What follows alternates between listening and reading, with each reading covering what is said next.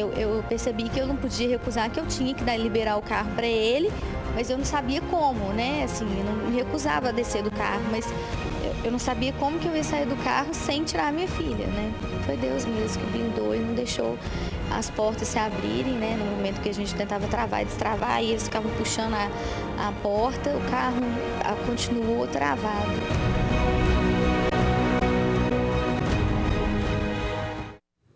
Boa tarde. O relato desta mulher é um entre vários de moradores assustados com a violência e os assaltos constantes no bairro Castelo, na região da Pampulha, em BH.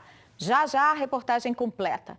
Agora o alerta é sobre uma brincadeira perigosa, para não dizer idiota, de crianças e adolescentes, que não é nova, mas está sendo muito difundida por vídeos postados em redes sociais na internet e que pode levar a uma lesão cerebral ou à morte. Meninos e meninas se submetem a ser asfixiados pelos amigos até perder a consciência.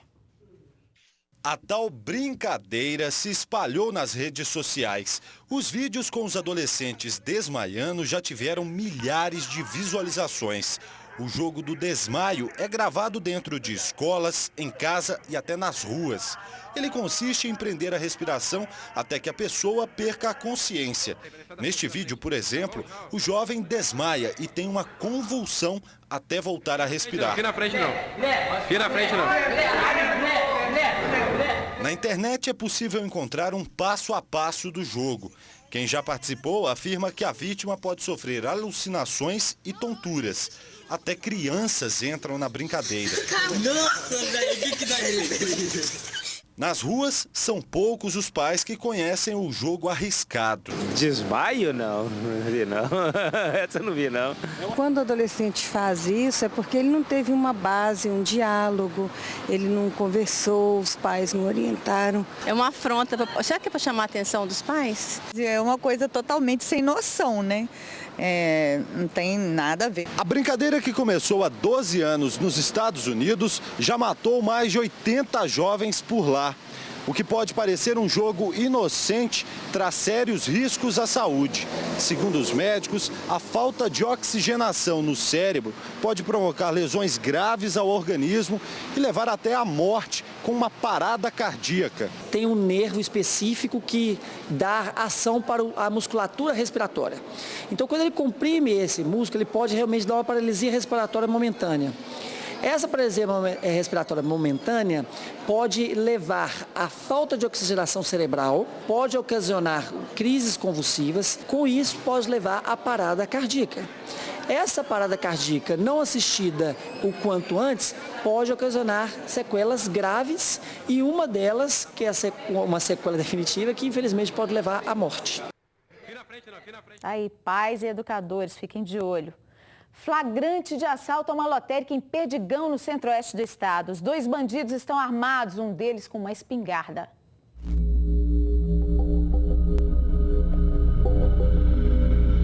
O bandido de capacete preto chega com uma espingarda e o de capacete branco usa um revólver de cano longo. Eles exigem que a funcionária que está dentro da cabine abra a porta de acesso aos caixas.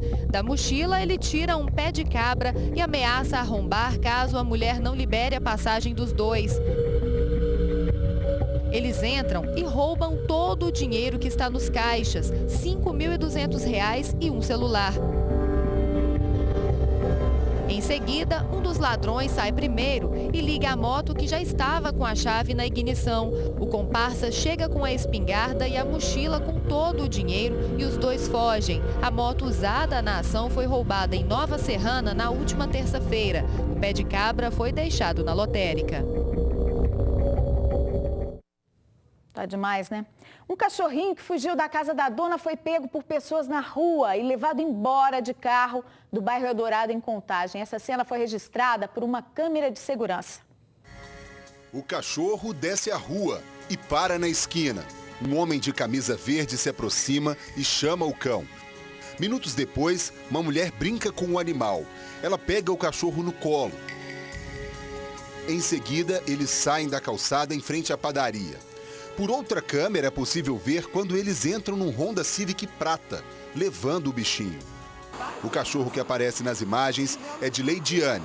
Thor É um macho da raça Shih Tzu e tem 8 meses. Desde o último sábado, a recepcionista está arrasada. Ela tem percorrido ruas do bairro Eldorado, em Contagem, colocando cartazes, pedindo ajuda. Eu acho que eu não consigo nem chorar mais, de tanto que eu já chorei. Ele nasceu comigo. Quando eles nasceram, foram 4 filhotes, e quando eu olhei ele foi o último. Eu falei assim, não, eu não vou dar ele para ninguém, ele é meu.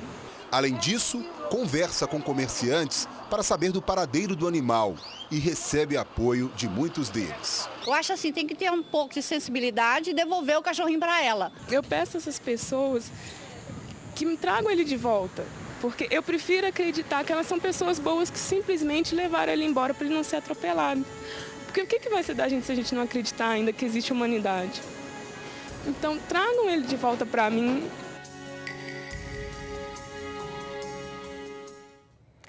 Nós recebemos há pouco um telefonema da Leidiane, que pensou certo. Foi gente boa que levou o cãozinho e ligou para ela depois de ver um dos cartazes na rua. A dona vai buscar o filhote ainda hoje. Os assaltos a motoristas voltaram a aterrorizar moradores do bairro Gutierrez, em Belo Horizonte, onde um estudante foi morto por ladrões de carro no começo deste ano. A última vítima foi uma mulher que estava na porta da escola dos filhos, local de ocorrências frequentes. Toda semana tem assalto aqui na rua, furto mesmo, quebrar o vidro, furtar estepe, furtar som, isso é direto. Há pouco tempo atrás também mataram um jovem, a poucos quarteirões daqui também. Uns 2 anos atrás também mataram o meu mecânico aqui no bairro mesmo, saindo da trincheira. Então tá difícil, viu? Na saída dos alunos nessa quinta-feira, tinha até um policial militar fazendo rondas de moto. A preocupação maior é com o assalto que aconteceu nessa quarta, na esquina das ruas Marechal Hermes e Marechal Bittencourt. De acordo com testemunhas, a mãe de um dos alunos estacionou o carro aqui no quarteirão da escola e ainda estava dentro do veículo quando foi abordada por 2 jovens, um deles armado. Os rapazes, que segundo a vítima eram menores, exigiram que ela saísse do carro e fugiram levando o veículo, bolsa, celular e até os sapatos da mulher. Em fevereiro desse ano, um outro assalto que terminou de forma trágica deixou os moradores do bairro Gutierrez apavorados. O universitário Matheus Salviano de Moraes, de 21 anos, foi assassinado após ter o carro roubado. Depois do latrocínio, vários protestos e reuniões entre população e polícia geraram resultados. A rede de vizinhos protegidos foi ampliada e o relacionamento com os militares está mais próximo. As pessoas estão, trabalhando, estão fazendo o papel dela, né, que é um vizinho comunicar com o outro, qualquer movimento estranho. Tem suspeita, eles vão, um passa comunicado para o outro através do WhatsApp. Então, tem sirene, tem apito, tem tudo para poder realmente alertar as pessoas do que está acontecendo no momento. A gente precisa, principalmente, de policiamento preventivo, antes que o crime aconteça. É uma luta constante e já antiga, a gente implantar o olho vivo no bairro Gutierrez, né, começando pelo bairro Gutierrez e expandindo para os bairros adjacentes e outras regiões, se assim for, para auxiliar a Polícia Militar nesse aspecto. Olha, em Belo Horizonte, uma coisa que ninguém deve ou tem que ter muito cuidado ao fazer é ficar parado na rua dentro do carro. Uma outra motorista viveu momentos de pânico no bairro Castelo nesta semana. Ela foi ameaçada por bandidos na porta do prédio em que mora. Uma câmera de vigilância registrou a ação dos ladrões tentando abrir o carro, quebrar o vidro onde ela estava com a filha bebê e a mãe idosa. Eu nunca imaginaria que eu ia ser assaltado 9h15 da manhã. Né, com a rua com movimento, tem obras na rua, né? O relato é da mulher que ficou na mira de assaltantes enquanto eles tentavam roubar o carro dela. As imagens não mostram, mas dentro do carro também estavam a mãe dela e a filha, de 9 meses, sentada em uma cadeirinha. Não me recusava a descer do carro, mas eu não sabia como que eu ia sair do carro sem tirar a minha filha, né? No carro, que não é blindado, ficaram as marcas das pancadas no vidro. Foi Deus mesmo que blindou e não deixou as portas se abrirem, né? No momento que a gente tentava travar e destravar, e eles ficavam puxando a porta, o carro continuou travado. Minutos antes de tentar abordar a mulher, bem aqui em frente à garagem do prédio, os bandidos já tinham feito uma outra vítima a poucos quarteirões. Como eles não conseguiram levar o carro, os criminosos fugiram a pé e abordaram uma terceira pessoa, um motociclista que teve a moto roubada. Na região conhecida pelos prédios de classe média alta, os moradores já se acostumaram a ouvir relatos de assaltos e tentativas de arrombamento. Todo dia a gente ouve dizer de algum assalto na rua. Este outro morador, que prefere não mostrar o rosto, criou até um grupo de discussão em um aplicativo de celular para trocar informações com os vizinhos. A gente consegue ver aí uma ânsia da pessoa, dos moradores do nosso bairro, em querer mais segurança. Procuramos o batalhão responsável pela área da região do Castelo, mas ninguém foi encontrado para falar sobre o assunto. A gente espera que o policiamento por lá melhore. O empresário e ex-senador do PMDB de Minas, Clésio Andrade, é alvo de uma operação policial. Policiais civis acionados pela Polícia do Distrito Federal estiveram na casa dele em Belo Horizonte nessa manhã, mas o ex-parlamentar não foi encontrado. Clésio atualmente mora em Londres, onde faz tratamento médico. Contra ele há um mandado de condução coercitiva. O ex-senador deve se apresentar à Polícia Brasileira, senão a Justiça pode determinar a prisão temporária dele e ele se tornar um foragido. Clésio foi presidente da Confederação Nacional de Transportes, responsável pela administração do SEST, o Serviço Social do Transporte, e do SENAT, que é o Serviço Nacional de Aprendizagem do Transporte. Hoje em Brasília, 4 ex-diretoras destas instituições foram presas e uma quinta está sendo procurada. De acordo com as investigações, elas desviaram 20 milhões de reais em repasse do governo federal por meio de gratificações salariais milionárias.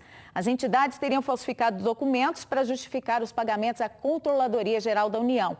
O dinheiro também foi usado para firmar contratos suspeitos com empresas de parentes de membros da diretoria do SEST e SENAT. Uma mulher foi morta nessa madrugada em Esmeraldas, na região metropolitana da capital. O suspeito do crime é o marido dela que fugiu. A mulher vivia com um companheiro neste barraco de aluguel havia cerca de 5 anos. Quando a polícia chegou, o corpo de Aparecida Helena de Almeida estava em cima deste sofá. Segundo os vizinhos, o casal brigava muito quando ingeria bebida alcoólica. E nessa madrugada, os dois saíram e o homem chegou em casa com a mulher nos braços. A vítima tinha um ferimento na cabeça e várias escoriações pelo corpo. A dona do barracão onde eles moravam contou que o rapaz pediu ajuda para socorrer a companheira. Foi dona Ivone quem acionou a PM. Quando a PM chegou, ele já tinha saído. Ele não estava. Ele ficou apavorado também, gritando a ela, amor, não vai, acorda, Cida. Ele comentou se bateu nela? Não comentou, não. O suspeito ainda não foi localizado pela polícia.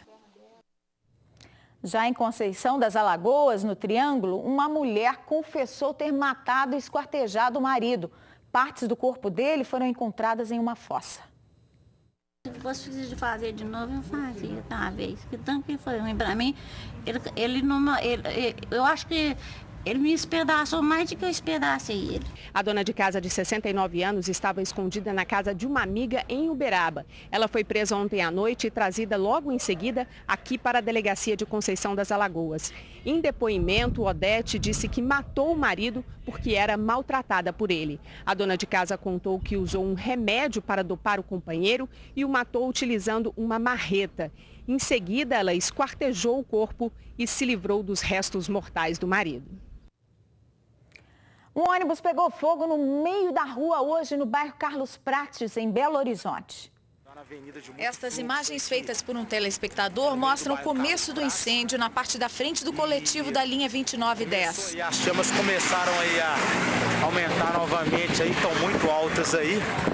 Graças a Deus não tivemos nenhum ferido aí não e vamos abandonar aí porque a chama do ônibus está aumentando, está com perigo de explosão aí nesse caso. As chamas tomaram conta do ônibus em pouco tempo.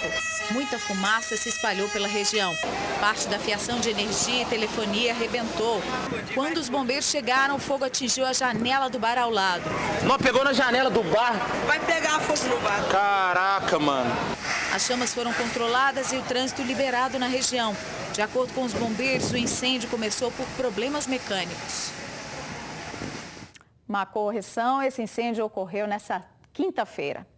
Minas registra 170 incêndios em 48 horas. O número deste mês, 1945, supera o de setembro do ano passado, que foi de 1.656. Bombeiros ainda tentam controlar hoje o fogo que começou nessa quinta em uma área da Mata do Jambreiro, perto de condomínios de Nova Lima, à beira da MG30. A primeira chamada recebida pelos bombeiros foi por volta de 1 da tarde de ontem, quando o fogo estava perto do Ville de Montagne, mas os bombeiros só chegaram ao local no fim do dia, devido a um problema mecânico na viatura que tinha se deslocado para lá. O fogo já tinha se espalhado quando os bombeiros chegaram e se aproximado do Vale dos Cristais. Queimou tudo em volta de uma torre de transmissão de energia e à noite marcava uma trilha no morro por detrás dos prédios do Vila da Serra. Ainda nessa quinta, um incêndio atingiu uma área de vegetação no entorno do Instituto Inhotim, do museu de Brumadinho, na Grande BH. Os bombeiros conseguiram controlar as chamas e a área do museu foi preservada.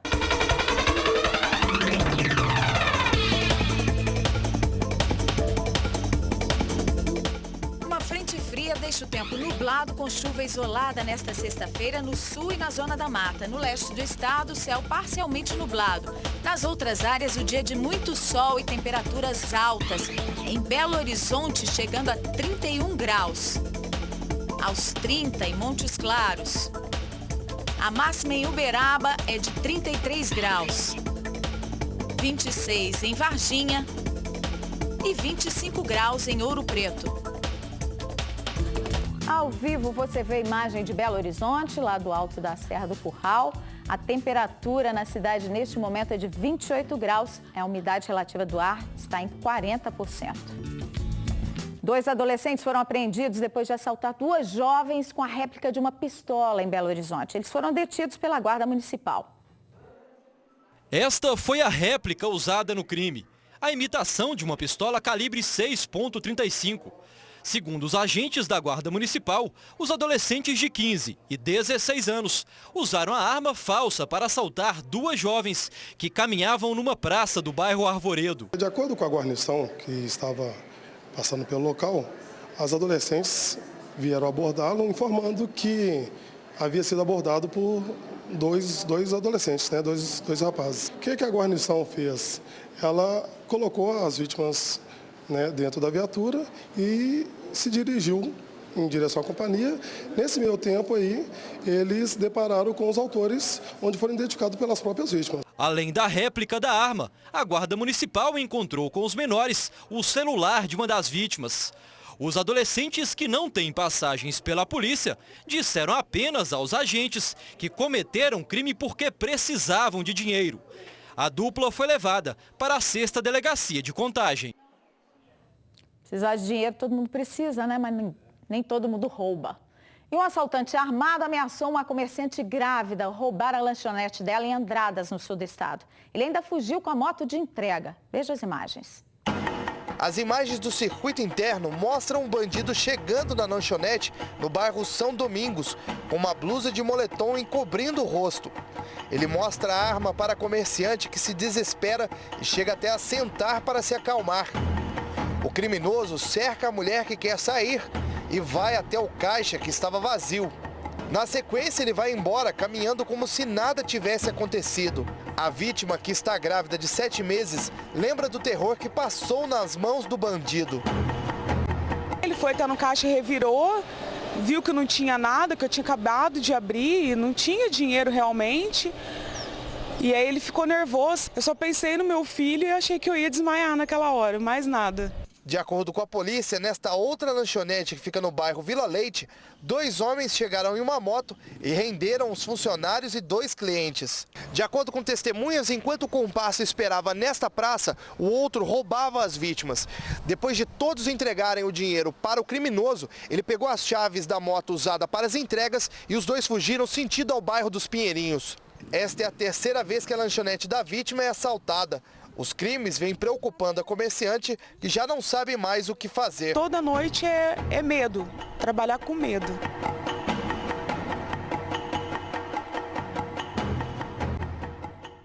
Essa coisa é geral na capital ou no interior. Vamos dar uma olhada em como é que está o trânsito de Belo Horizonte nesta sexta-feira, com imagens ao vivo da BH Trans. Olha aí a contorno com Tereza Cristina, na altura do viaduto do Carlos Prates. O trânsito está fluindo bem.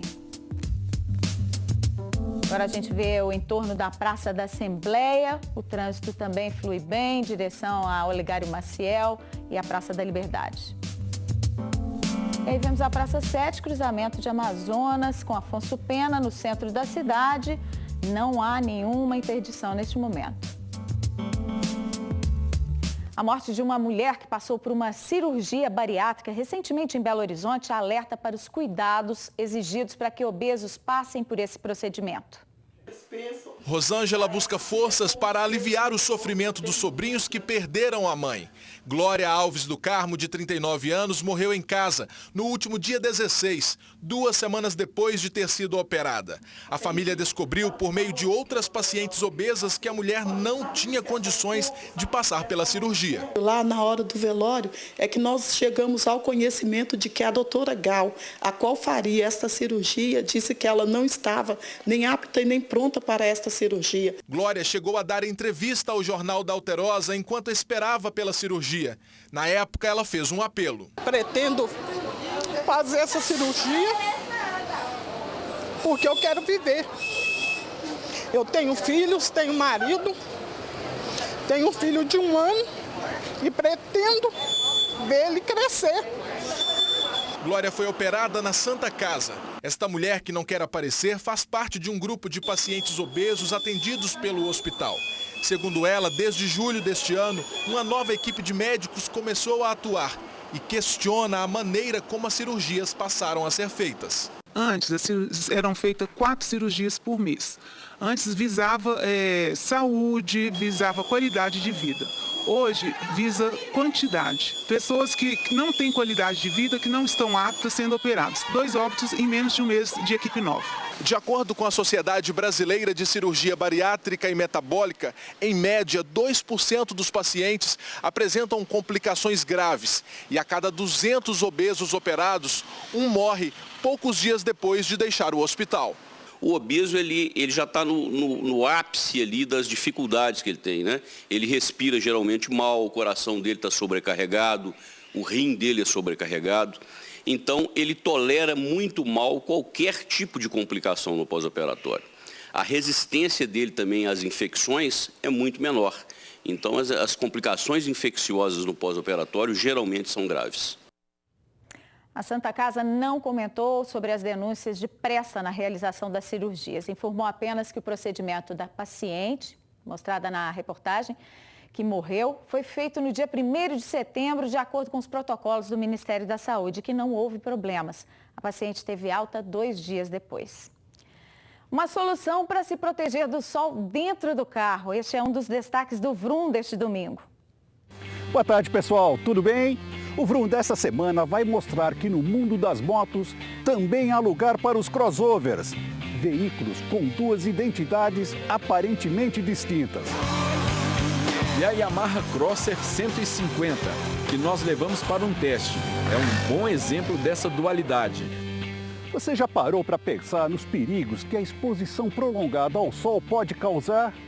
E que mesmo dentro do carro, nem sempre estamos protegidos? Mas o Vroom vai mostrar uma solução. Domingo, às 8h30 da manhã. Até lá. O Jornal da Alterosa está de volta agora para te informar sobre a programação dos candidatos ao governo de Minas para a tarde desta sexta. Eduardo Ferreira, do PSDC, faz corpo a corpo com eleitores em Ouro Preto e Mariana. Fernando Pimentel, do PT, se reúne com representantes do setor florestal e de celulose em Belo Horizonte. Fidelis Alcântara, do PSOL, faz panfletagem no centro da capital. Pimenta da Veiga, do PSDB, faz caminhada em Venda Nova ao lado do candidato à presidência Aécio Neves. Depois tem encontro com lideranças comunitárias. Tarcísio Delgado, do PSB, faz caminhada em Coronel Fabriciano, dá entrevista coletiva e tem encontro com empresários e representantes comerciais. Professor Túlio Lopes, do PCB, grava programa eleitoral para a TV. Cleide Donária, do PCO, não divulgou a agenda. Hoje, logo depois da propaganda eleitoral gratuita, que começa daqui a pouquinho, tem Divirta-se com uma agenda especial para você. E outras notícias você vê no nosso noticiário, 6h10 da noite. Um bom fim de semana, até segunda-feira.